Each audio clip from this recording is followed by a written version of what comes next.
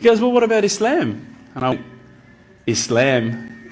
Okay. Mate, they're terrorists. Assalamu alaikum wa rahmatullahi wa barakatuh. Praise be to Allah for allowing us all to gather here tonight, and also for giving me a really good car park out the front. Basically tonight I wanted to talk a little bit about my way to Islam. My dog died, which I was particularly upset about. I love that dog. And sadly I had a friend pass away. He had cancer, and I watched him slowly die over the period of about 8 months. I think at that stage I started to think to myself, is this really all there is? Is this all there is to life? We're born, we eat, watch TV, die, that's it? I was pretty unsatisfied with that explanation, so I guess I started a holy quest, and I started thinking, I'm going to find out for myself what the real truth is. The truth for myself anyway. So I went and spoke to my friend, this religious Christian friend of mine, and I said, look, I've investigated all the religions and I can't find what I'm looking for. And he said to me, well, what have you investigated? And I said, oh, well, look, I've investigated Christianity, I've investigated this ism, all the isms. And he said to me, you've actually missed out one. I said, no, I don't think so. I think I've pretty much covered everything. He goes, well, what about Islam? And I went, Islam? Okay. Mate, they're terrorists. I'm not going to investigate Islam. No, they're crazy. No way, you know. But lo and behold, alhamdulillah, I found myself walking into Preston Mosque one day. I was very nervous parking my car in the car park. I thought it might explode. I walked in through the doors. I looked around. There was hardly anyone around. I thought, good. I walked straight across the prayer rug with my shoes on. I walked straight past the brother praying. As he went into sujood, I almost stepped on his head. I had no idea, right? I walk across and I stopped. Abu Hamza came out of a door. That's the brother who just introduced us before, Samir. And I thought, this is it. I'm about to die. I was not used to this level of hospitality, I should say. I'm not sure, I don't want to offend anyone again, but as an Australian, if you offer someone a cup of tea and they say no, you go, okay. These guys wouldn't take no for an answer. Would you like a cup of tea, bro? No, thanks, bro. Are you sure? No, I'm right. Are you sure, bro? I'll go get one. No, I'm right, bro. No, I'm getting one anyway. Sure, look, I'll just get you one, right? No worries, I'll get you one. All right, man, I'll take the tea, you know? Subhanallah. But anyway, as I say, we get back to the questions I was asking the brothers. Now, what I'd found with a lot of the other churches and people that I'd spoken to, religious leaders, was that when I asked a question, they would quite often just say, your answer is this. I'd say, oh, okay, that's pretty good. When I was sitting down with the brothers from the mosque, when I would say, listen, I don't understand this, what about this? They would never just answer from their opinion. They would always pick up the Quran, they would open it up, and it would be like, they're like human indexes. They would just, bang, page 142, read this. And I would read it and I would go, wow, that's beautiful. And I would say, look, you know, where's all this part about killing people and blowing up cars? And I don't see that. Is it somewhere towards the back that I haven't read it yet? You know, I can't find it. You know, I haven't quite gotten up to that bit yet. And they said, no, we'll talk to you about what we know, and then we'll tell you what the media says. Now, but they really cared, and I could see it in their eyes that it wasn't something like, you know, if you go to a church, you need to donate, or, you know, we're looking for money from you. These guys really cared, and it intrigued me. I thought, how can they care so much about something? It blew me away. So I kept on asking questions, and it's very difficult from an outside point of view to think, okay, the scarf, or okay, the beard, or okay, the kebab, okay, the abaya, whatever.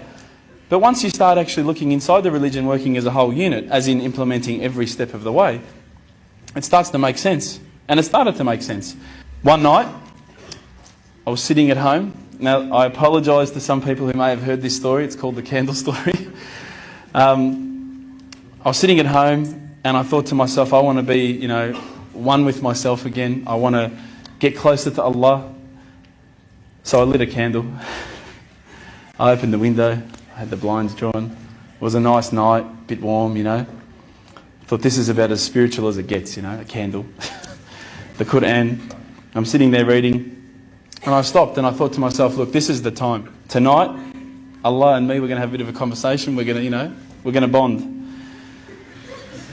All I need from you, Allah, is just a sign. Just a little sign. Look, nothing too major, just maybe a bolt of lightning. Bolt of lightning for you, man. Come on, you created the earth. This is just a bolt of lightning. It'll be easy. So I sat there and I went, okay, go. And I swear to you, nothing happened. Absolutely nothing. I was really disappointed. I said, Allah, this is your chance. I'm here. I'm asking you. Where's my sign? So I thought, look, I'll keep reading Quran and I'll talk to the brothers. I'll say that I spoke to Allah and He didn't answer me. Didn't even get an answering machine, nothing. So I turned the Quran, turned to the next page where I'd finished off. SubhanAllah, the very next verse that I read, for those of you who ask for signs, have we not shown you enough already? Look around you at the skies, the stars, land, the oceans. These are the signs for the people of knowledge. SubhanAllah, straight away my whole world changed. I was staring at the Quran, I was just in shock. I couldn't believe that I'd been so arrogant to ask for my own specific sign when the signs had been around me all the time. There's a creator because there's a creation. So I closed the Quran, I had the best night's sleep, I got to tell you. I went straight to the mosque the next day. Alhamdulillah, Abu Hamza was there again. I said, Abu Hamza, this is what's happened to me. He said, that's it, you become a Muslim today. There's no mucking around with Abu Hamza. But when I walked into the mosque, the people just started pouring in. And I went, SubhanAllah, look at this religion. You know, I've been to churches where there's, 20 people, 30 people, 50 people. There was about 1,000 people that night. And I thought, this is amazing. This religion is truly the religion of choice. And then I found out it was the first night of Ramadan. The good old Ramadan Muslims. But still, it was nice. Started to say the words, and all the fear went out of my body and out of my heart. Ashhadu an la ilaha illallah wa ashhadu an Muhammadan Rasulullah.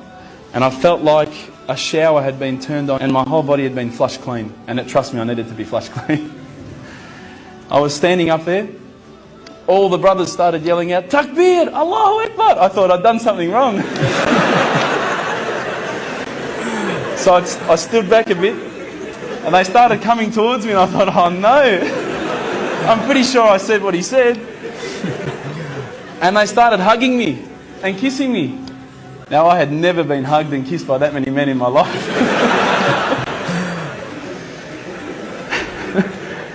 I went home with such a beautiful feeling because I knew at that stage that I had a clean slate. It was my chance now to start again, to forget about the drinking, to forget about marijuana, dope, whatever, anything else I'd done in the past, and to start doing good things.